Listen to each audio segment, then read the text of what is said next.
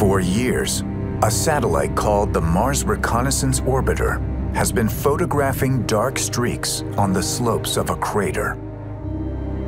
Mysterious lines that appear to change with the seasons. On September 28, 2015, NASA scientists announced their groundbreaking conclusion. What we're going to announce today is that Mars is not the dry, arid planet that we thought of in the past.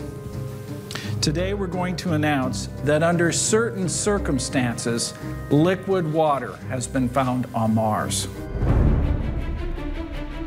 Scientists have never found liquid water on a surface anywhere beyond Earth. The discovery is historic. Life as we know it on Earth needs liquid water to survive, so that's kind of the key first thing that we need. But we also need organic materials, and so those are some basic elements like carbon and hydrogen and oxygen.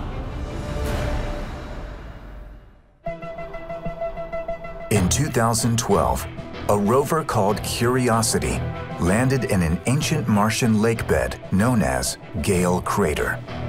A roving chemistry lab, Curiosity drilled into the soil in search of organic molecules. One of the last pieces in the puzzle with Mars is that we'd never been able to detect the presence of organic molecules. And Curiosity put that puzzle piece in. We know that there are organics in the soil. We also discovered, and this is really important, we found an environment that wasn't very acidic, and that was really our first discovery of a habitable environment on Mars, where we think life could have existed. We have found evidence of water and organics.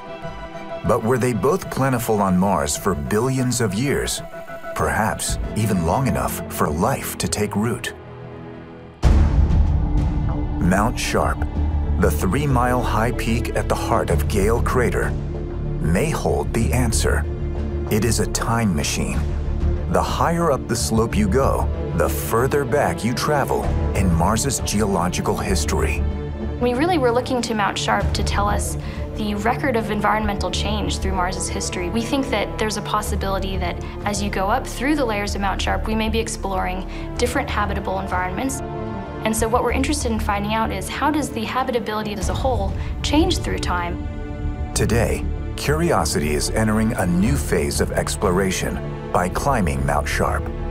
Along the way, it will analyze the soil, piecing together 3 billion years of Martian history.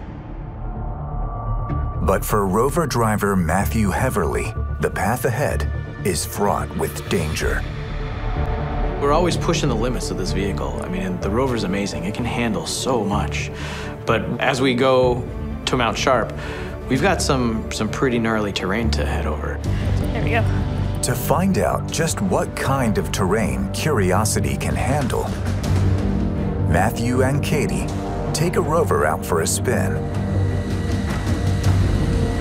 So we built 3 rovers. We sent one off to Mars. We built an exact copy that we keep here on Earth for testing software and cameras. And then we built another one, Scarecrow, because we have to adjust for gravity. Mars's gravity is 3/8 that of Earth's, so Curiosity's 2,000 pounds become about 750 on Mars. Scarecrow rover is stripped down, but it weighs on Earth what Curiosity weighs on Mars. So it's got the right ground pressure, it's got the right, as we're going up a hill, it's carrying the right amount of weight up that hill.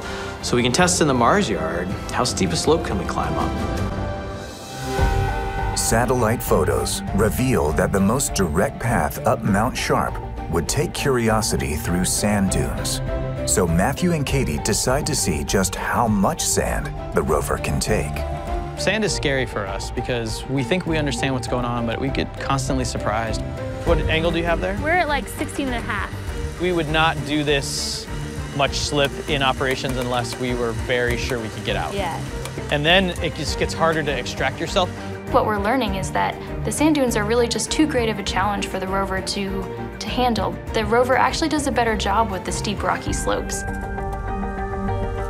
The team chooses a path around the dunes, and Curiosity continues on its journey up the slope of Mount Sharp. Will Mars prove to be a planet where life once thrived?